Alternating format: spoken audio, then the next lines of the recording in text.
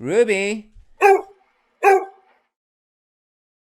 Hi, Mark. In TPTE, we talk a lot about perception modification. Can you explain what that is? Sure.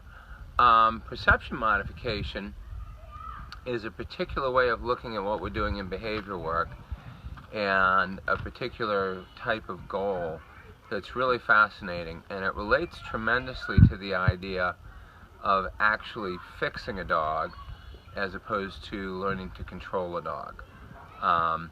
One of the things that we often hear about is that somebody's going to rehabilitate a dog, and of course a lot of dogs that are afraid of stuff, reactive to things or whatever else, there's no re about it. They've never been rehabilitated. They have a lot of things that they're very uncomfortable with in life. Some dogs are really uncomfortable with people touching them. Some dogs may be reactive to bikes, any number of things.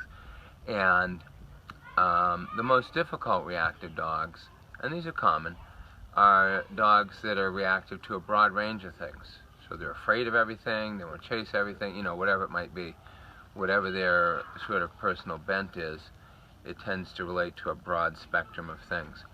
And what tends to happen in most training is that the trainers try to teach the dog to be controlled around that thing. Particularly in the more traditional forms of training, the trainer may really focus on heel and look at me and pretend there's not a bike there. Even in primarily positive training, where the training is being driven by reward, it's very, very common that the trainer is trying to teach the dog to sit as the bicycle goes by, just as an example, or some other obedience.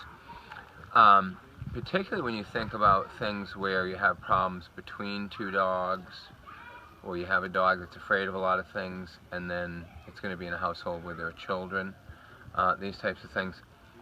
Perception modification is much, much more valuable than control. And what happens in perception modification is we're literally changing the dog's perception of whatever the thing is it has difficulties with. So if a dog is afraid of children, just trying to teach the dog to be controlled around them is very limited in how much it's going to help the dog. And particularly if that fear manifests itself in some level of aggression at some point, the control is really not a good way to go, because at some point that's going to tend to break down. So what we do in perception modification is we literally change how the animal thinks and feels about the thing. So there are very predictable processes that we go through that could take a dog, for instance, from feeling unsure and threatened as a bicycle or a child approaches, to changing to where the dog is actually happy and optimistic that the bike is approaching. And really what we want in the end is just what we call normalization. That the dog that once was a very significant problem in reaction to certain things, now it's like what we would think of as just a normal dog. He feels good about those things, they're okay, they normally exist. A huge benefit of perception modification is if we change the perception, we don't have to control the dog anymore. And that's really important, because if the dog is learning to cope with things by some level of control, then if the control is there, the dog doesn't necessarily know how to cope with it. And of course, particularly if there's some kind of aggressive response, as soon as the control, or let's say the cop on the job, the owner, is not there to police the dog may snap at somebody or bite or whatever else. Also, it's really important from our perspective that we're not just trying to solve the human problem. So the human problem is, my dog bites people, my dog barks at people, my dog runs after things, my dog runs away from things, whatever else.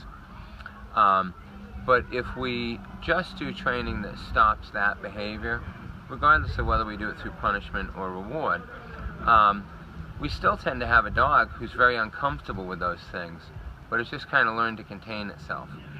And that's not a very great way for the dog to be.